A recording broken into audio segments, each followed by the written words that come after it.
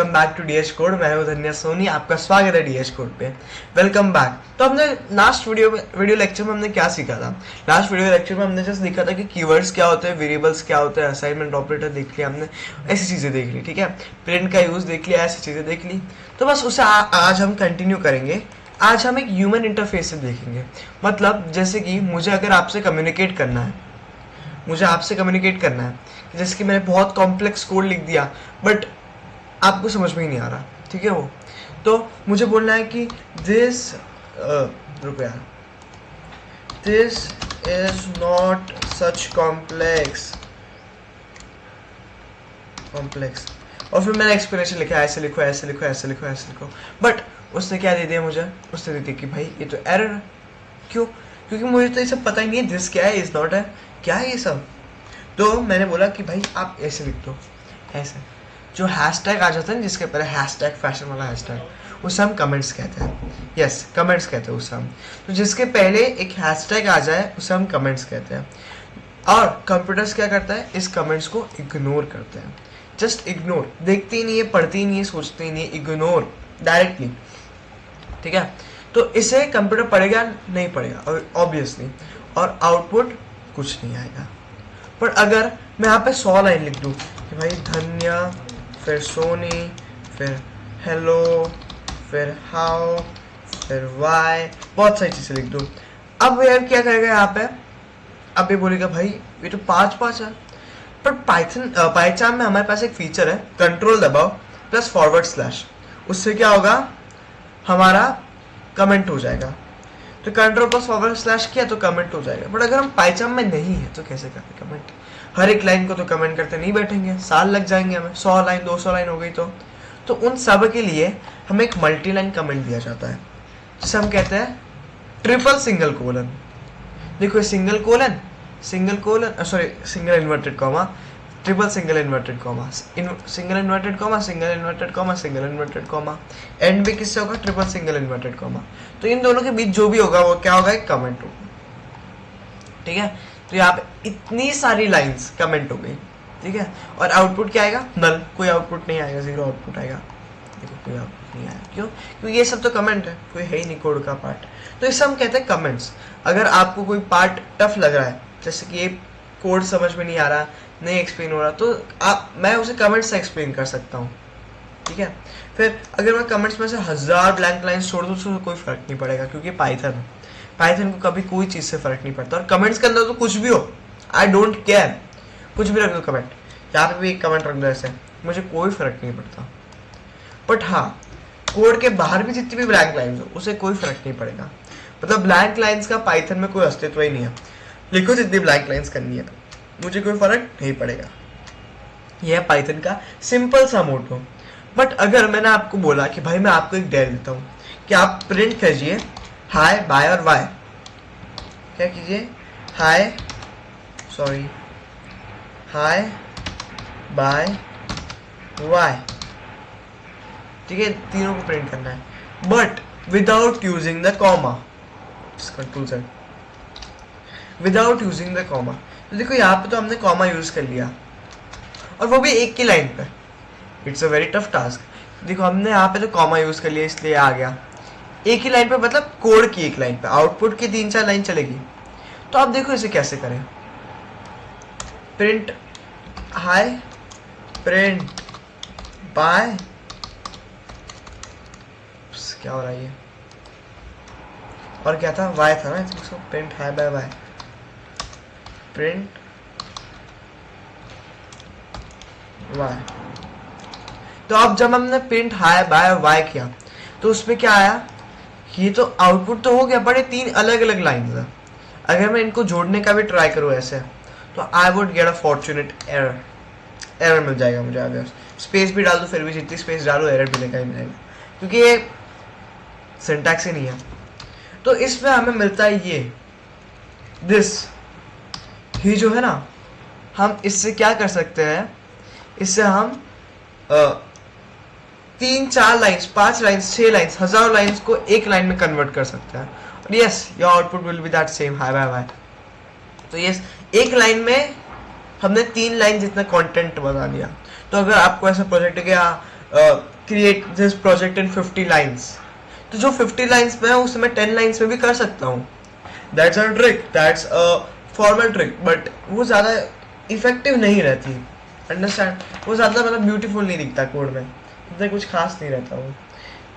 ठीक है, तो अभी जो होता है ना कि हाँ ऐसा आप कर सकते हो, but this is not that formal way. आप प्रिंट जनरली करो या फिर कॉमा लगा के भी कर सकते हो. Comma is the best way.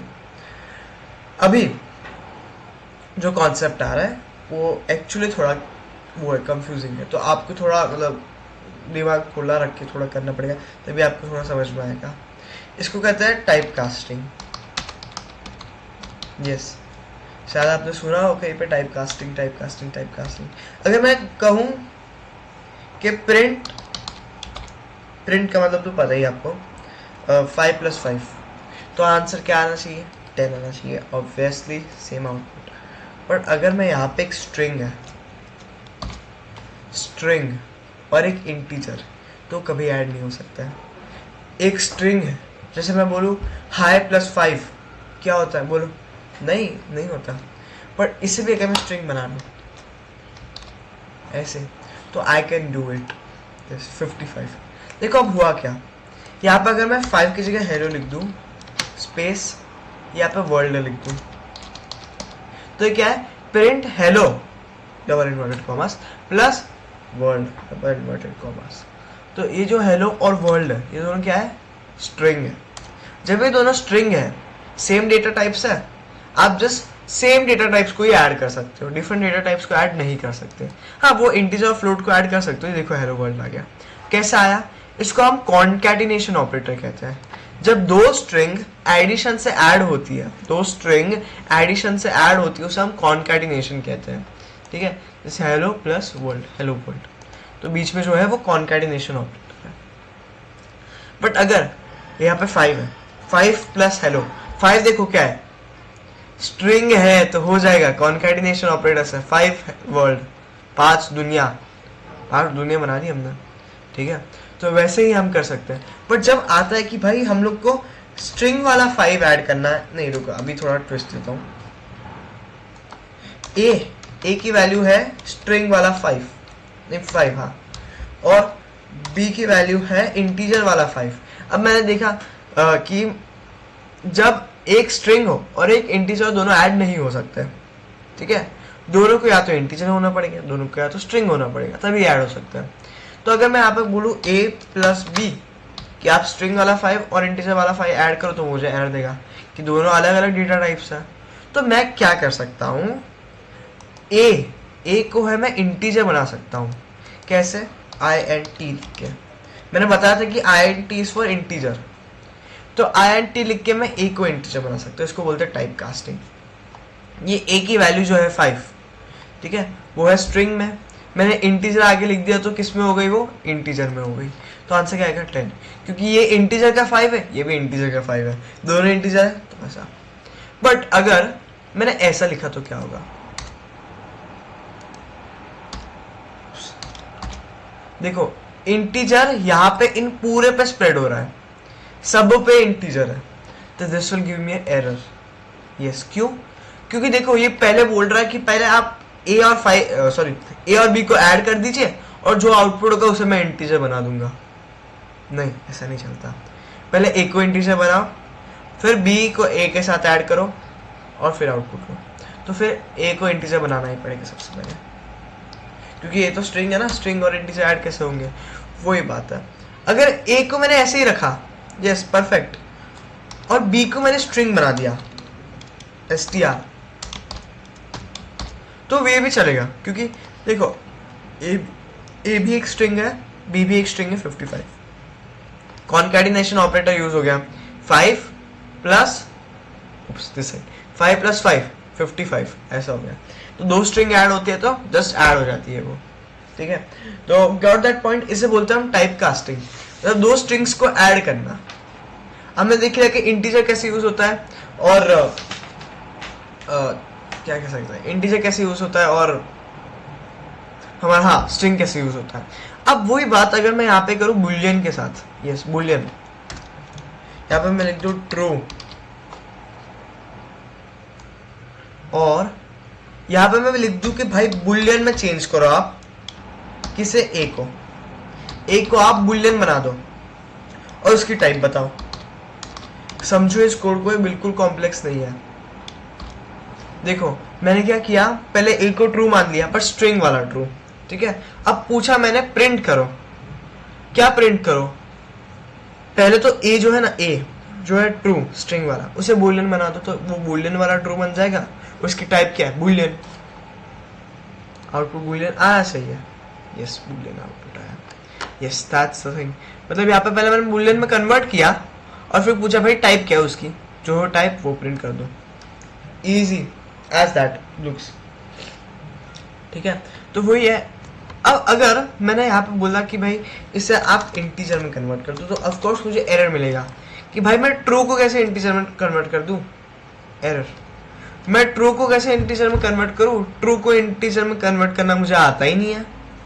मैं अगर पूछूं कि भाई धन्य को नंबर में कन्वर्ट करो, नॉट पॉसिबल, आप धन्य को नंबर में कन्वर्ट कर ही नहीं सकते। क्यों? क्योंकि एक स्ट्रिंग है, नाम एक स्ट्रिंग ही होता है ना, तो आप उसे नंबर में कैसे कन्वर्ट करोगे, ऑब्वियस सी बात है। तो अब अगर मैं आपको बोलूं कि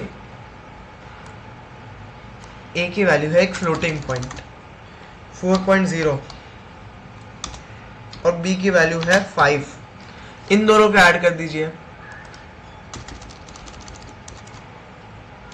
ए प्लस बी, तो क्या मुझे कोई प्रॉब्लम आएगी? क्योंकि ये तो है एक फ्लोट और ये तो है एक इंटीजर, तो मुझे प्रॉब्लम आनी चाहिए? ऑफ कोर्स नॉट, क्योंकि दोनों टाइप्स तो नंबर के ही है ना, डेसिमल और इंटीजर आप दोनों ऐड कर सकते हो दोनों को, तो बस दोनों को ऐड कर दीजिए, तो आंसर क्या आएगा 9।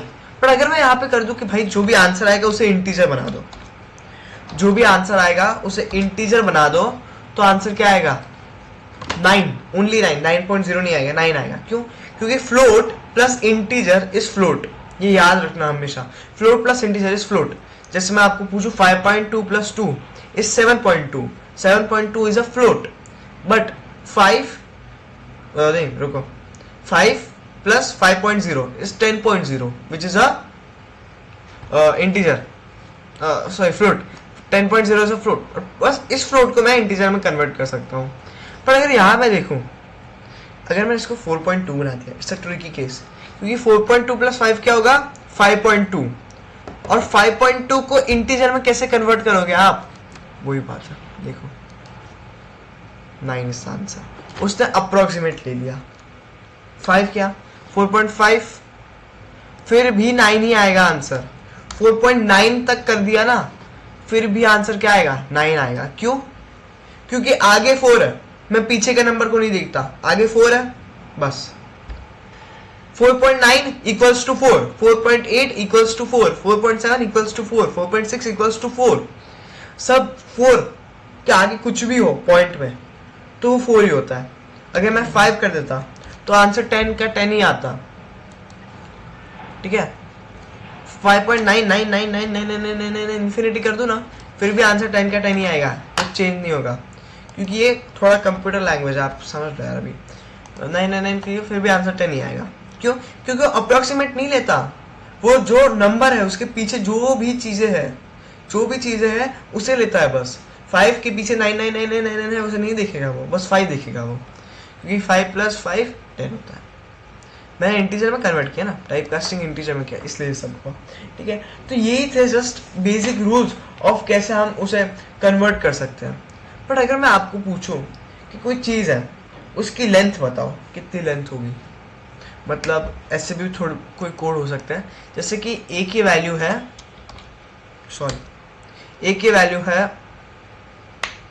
Let's say India, I love my India, A की वैल्यू है इंडिया, ठीक है। तो अब मैं पूछूंगा प्रिंट ए, तो ऑफ कोर्स क्या प्रिंट होना चाहिए, इंडिया प्रिंट होना चाहिए, तो ऑब्वियस सी बात है। बट अगर मुझे ऐसा कुछ करना है कि भाई AIDNI कितने 5 लेटर्स है, ऐसा 5 प्रिंट होना चाहिए, 5 लेटर्स प्रिंट कर दीजिए 5।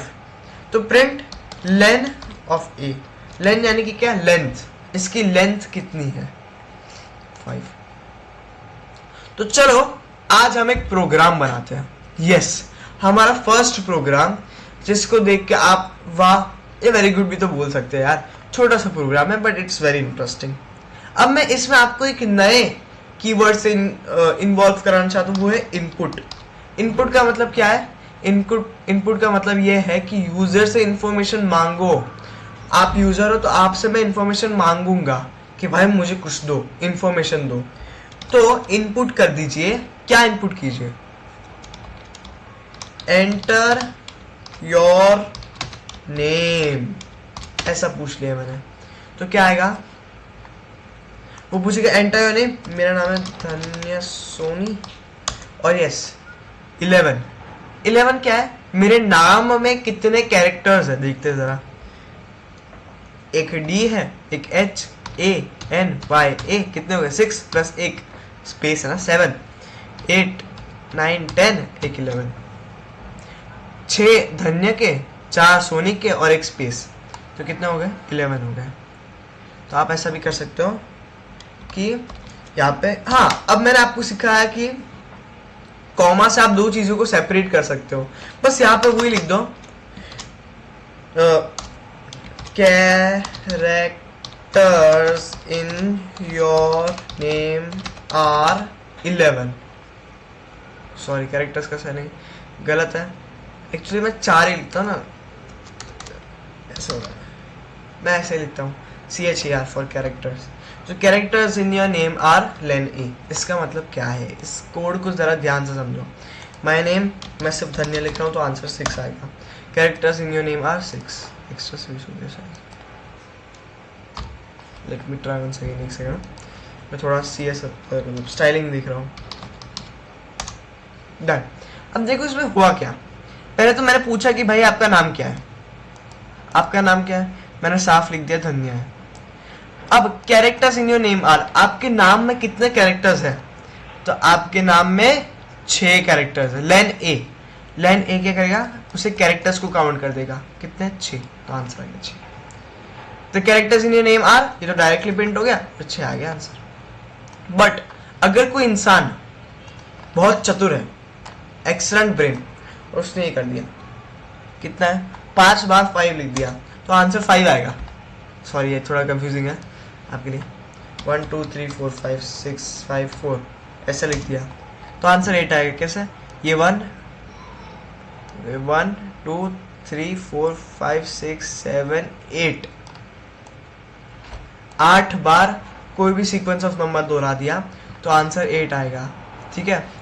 क्यों? क्योंकि उसने कोई भी नंबर सीक्वेंस दोहरा। तो मैं आपको बोलता हूं कि भाई स्ट्रिंग रिस्ट्रिक्ट कर दिया कि भाई जो भी आप मांगो सिर्फ स्ट्रिंग में मांगो, इंटीजर में मत मांगो। तो यहाँ पे धन्य लिखो तो चलेगा उसे, हाँ ये स्ट्रिंग है चलेगा। बट यहाँ पे अगर मैंने ये लिखा तो फिर भी चलेगा। क्यों? क्योंकि जो इनपुट होता है वो सिर्फ स्ट्रिंग के लिए होता है। ठीक है? वो स्ट्रिंग के लिए होता है। अब देखो 3 4 5 6 7 8, ये तो आप बोलोगे ये इंटीजर है, बट अगर मैं 3 4 5 6 7 8 को डबल इन्वर्टेड कॉमर्स में लिख दूँ तो स्ट्रिंग हो जाएगा। Yes, got it?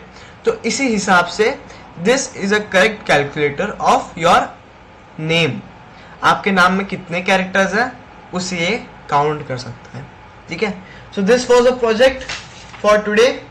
Meet you next time in different lecture. Okay, this is the tute 2। Remember for the tute T, ये ट्यूट 2 है। नेक्स्ट ट्यूट 3 के लिए आप रहेगा मेरे साथ। मैं आपको ऐसे इंटरेस्टिंग प्रोजेक्ट से मिलाता रहूँगा। और प्लीज़ यार, बहुत कम रिस्पॉन्स आ रहा है। लाइक कीजिए, सब्सक्राइब कीजिए। मैं आपको आगे प्रोजेक्ट्स भी दिखाने वाला हूँ, बहुत सारे प्रोजेक्ट्स। इससे प्लीज़ लाइक कीजिए, सब्सक्राइब कीजिए और जुड़े रहिए मेरे साथ। Thank you, see you soon.